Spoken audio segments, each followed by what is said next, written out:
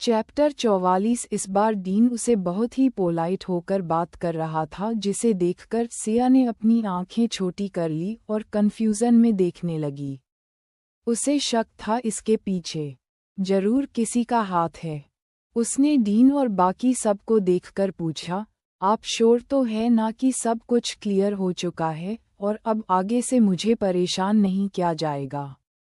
हाँ हाँ बिल्कुल, डीन ने नर्वस होते हुए कहा। ये सुनकर सिया एडमिनिस्ट्रेशन ऑफिस से बाहर निकाल गई। यूनिवर्सिटी के गेट तक पहुंचते ही उसकी नज़र एक जानी पहचानी कर पर पड़ी। उसे कर को देखकर सिया सब कुछ समझ गई कि डीन और बाकी सब के बिहेवियर में इतना चेंज कैसे हुआ। तभी कर का दरवाजा खुला और उसमें से विहान बाहर निकाल। उसने सिया को देखकर मुस्कुराया और कहा, अब तो सब कुछ हैंडल हो गया है ना? क्या तुमने मेरी हेल्प की है? सिया ने उससे पूछा, जिस पर विहान ने कहा, ये एक छोटा सा मैटर था।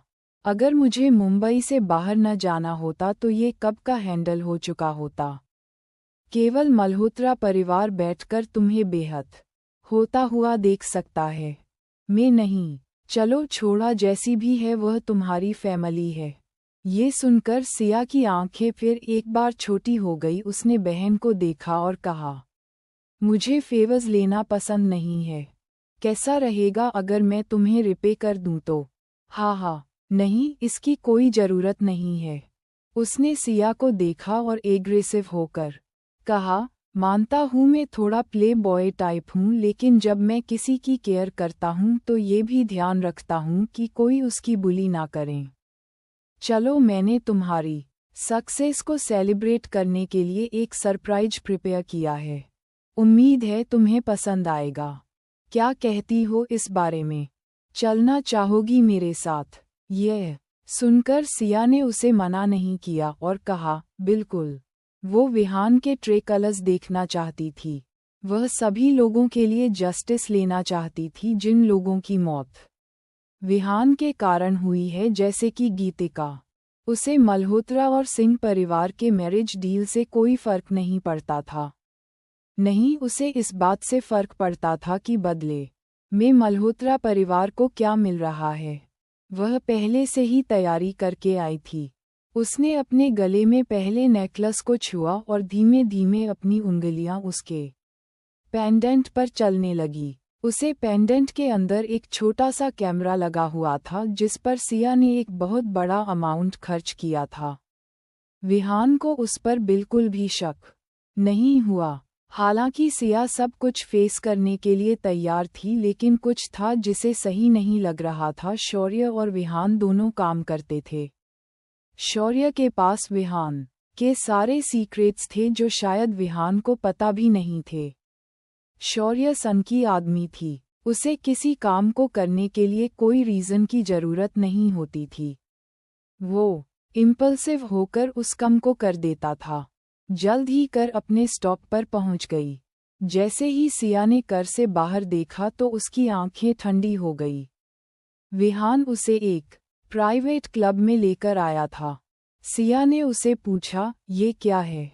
हालांकि उसे पता था इन जगहों पर क्या होता है, जिस कारण उसके रोंगटे खड़े हो रहे थे। वहीं विहान की नज़रें सिया पर ठहरी हुई थी, जैसे शिकारी अपने शिकार को हर एंगल से देख रहा था।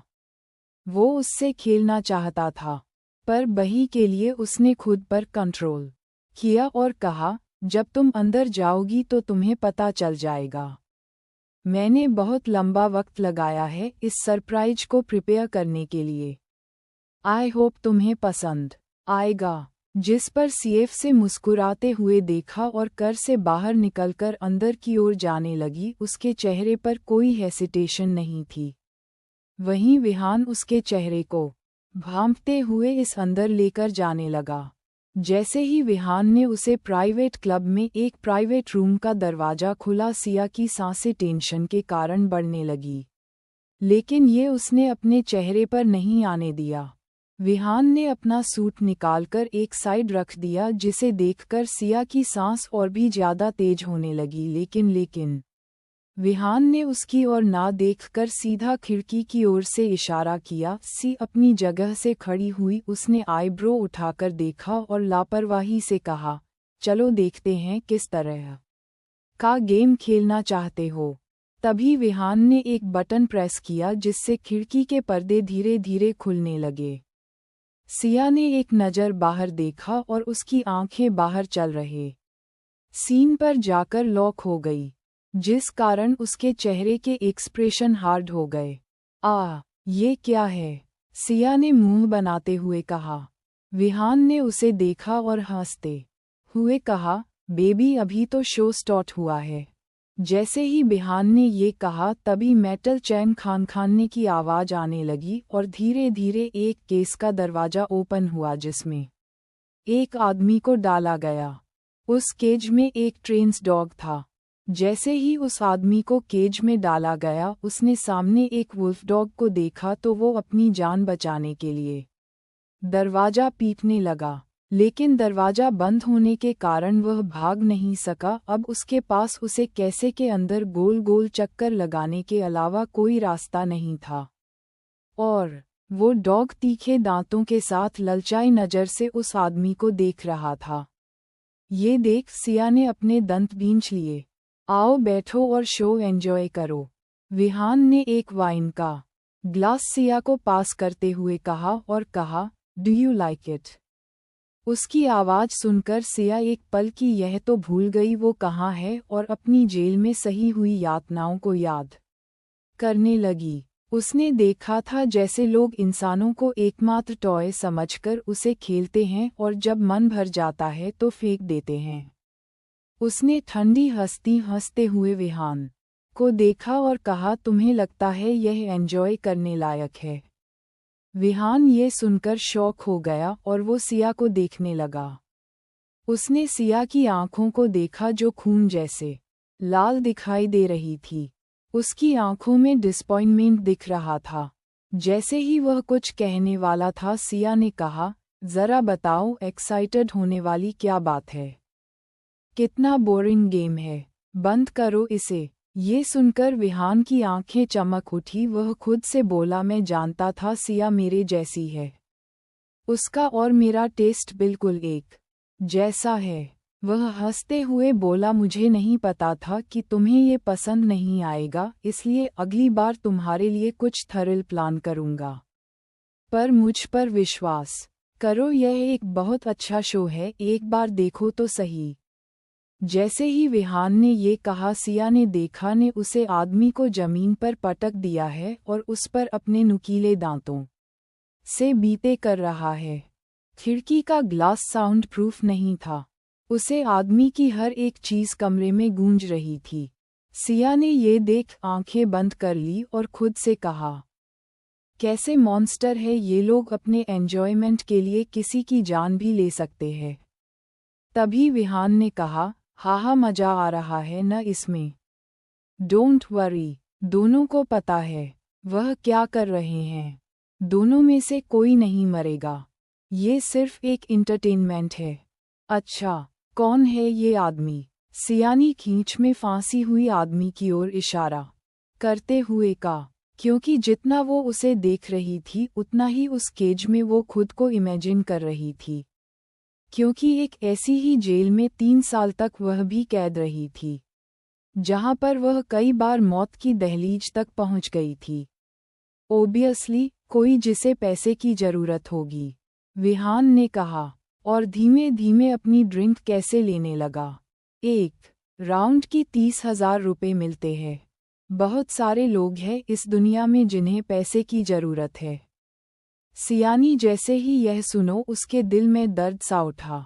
विहान की आवाज़ से ऐसा लग रहा था जैसे वह सामने वाले आदमी को लकी मान रहा हो कि वह उसकी लाइफ के बदले से 30,000 रुपये दे रहा है। डोंट वरी, वह डॉग उसे मरेगा नहीं, बस कुछ बाइट देगा। सिया ने गुस्से से उसे देखा और कहा, और उनका क्या जिनकी डेथ हो जाती है?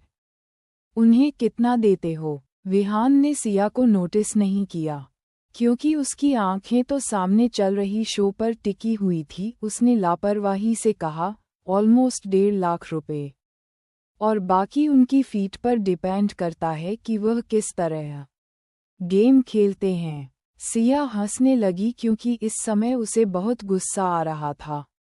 वह खुद को कंट्रोल कर रही थी और बोली, और अगर किसी को सीधा प्रिजन से बाहर निकलना हो तब भी इतना ही सस्ता पड़ता है क्या? ये सुनकर विहान की आंखें हल्की सी हड़बड़ाए। वो सिया को देखने लगा, तुमने अचानक ये क्यों पूछा? क्योंकि जहां तक वह जानता है सिया इस तरह की किसी भी केस में इन्वॉल्व नहीं थी। उसे भी सिया के बारे में अभी कुछ दिन पहले ही पता चला था। अगर उसे पहले पता होता तो कब का वह सिया के साथ खेल चुका होता। उसने सोचा मल्होत्रा परिवार ने अपनी बेटी को छुपाने के लिए बहुत मेहनत की है, क्योंकि अगर उसी इसकी परवाह न होती तो कब का जेल में मर चुकी होती। उसकी आंखों में खुद के लिए शक देखकर सिया मुस्कुराते हुए बोली, क्यों ये कोई ऐसा सीक्रेट है जो मुझे नहीं बता सकते don't? Tough forget I spend time में देयर। बेशक मैं इन सब से डर रही हूँ लेकिन मैं होते हुए देखा है। विहान ने उसकी आंखों में देखा और कहा, हम शार्प माइंड हो। प्रिजन से किसी को बाहर निकालने के लिए कभी कभी 15,000 तो कभी उससे कम में भी काम हो जाता है। कहते हुए बहन ने अपनी ड्रिंक का शिप लिया। इतना सस्ता? सिया ने खुद से बड़बड़ाते हुए कहा। तू जिंदगी 15,000 से भी काम की है। इसका मतलब गीते गाने केवल 15,000 में अपनी जान गंवा दी। उसने वापस केज की ओर देखा। वो आदमी अब जख्मों से भर गया था, लेकिन अब भी अपनी लाइफ के लिए वुल्फ डॉग से लड़ रहा था। और वहां लोगों के हंसी गूंज रही थी। साफ जाहिर था लोग इस शो एंजॉय कर रहे थे। सिया अब और यह सब बर्दाश्त नहीं कर पाए। वह खड़ी हो गई, तभी विहान ने उसे रोकते हुए कहा, क्या हुआ? सिया कुछ कहने को हुई, तभी बाहर से आवाज आने लगी। शॉप इंटीरिट हो गया, जिससे विहान को गुस्सा आने लगा। उसने मैनेजर को कॉल लगाया, जिस पर मैनेजर ने बाहर की सिचुएशन उसे एक्सप्लेन की, जिसे सुनकर उसका मूड खराब हो गया। सिया का ध्यान तो केज पर चला गया, जिसमें से उस आदमी को बाहर निकाल कर ले जाया गया, जिसे देखकर उसने एक राहत की सांस ली। नहीं तो आप वो अपना कंट्रोल ही खो देती। पर किसी ने वह कर दिया जो वह चाहती थी। क्या हुआ? सिया ने खुद को रिलैक्स करते हुए पूछा। जिस पर विहान ने गुस्सा करते हुए कहा, किसी इडियट ने पुलिस को इन्फॉर्म कर दिया, हमें यहाँ से बाहर निकलना होगा। ये सुनकर सिया ने गहरी सांस ली और मन ही मन उसे आदमी को धन्यवाद बोलते हुए कहा, चलो। किसी ने तेज मैडनेस को बंद करवाया। विहान ने सिया के बिहेवियर को नोटिस ही नहीं किया और उससे पूछा, क्या तुम्हें पसंद आया? हम फिर दोबारा भी ये शो देख सकते हैं। No, I am not interesting, Siya ने कहा। इसके साथ ही बहन के सारे प्लान खराब हो गए और विहान का इंटरेस्ट भी। उसने सिया को उसके घर ड्रॉप कर दिया। वो अपनी फ्रस्ट्रेशन निकलना चाहता था, लेकिन अभी के लिए सिया राइट चॉइस नहीं थी। तब तक तो बिल्कुल नहीं, जब तक वो उसे अपने शीशे में उतार न ले। जैसे ही विहान सिया की नज़रों से गायब हुआ, उसकी आंखें काली हो गई और वह गुस्से से जलने लगी। वो लैब जाने के लिए मुड़ी, तभी उसे याद आया लेफ्ट भी तो सिंह फैमिली की थी। वो सोचने लगी, क्या उसे जाना चाहिए?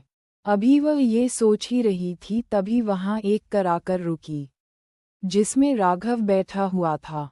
तुम यहाँ खड़ी होकर क्या कर रही हो? उसने सिया से पूछा और आगे कहा, चलो मेरे साथ। सिया भी बिना कुछ कहे राघव के साथ उसके घर आ गई। अब आगे क्या करेगी सिया? जानने के लिए सुनते रहिए मेरी कहा एक बुनी का अगला एपिसोड। और कमेंट करके बताइए मेरी स्टोरी आप लोगों को कैसी लगी। लाइक कीजिए, शेयर कीजिए, कमेंट कीजिए और सब्सक्राइब करना ना भूलिए।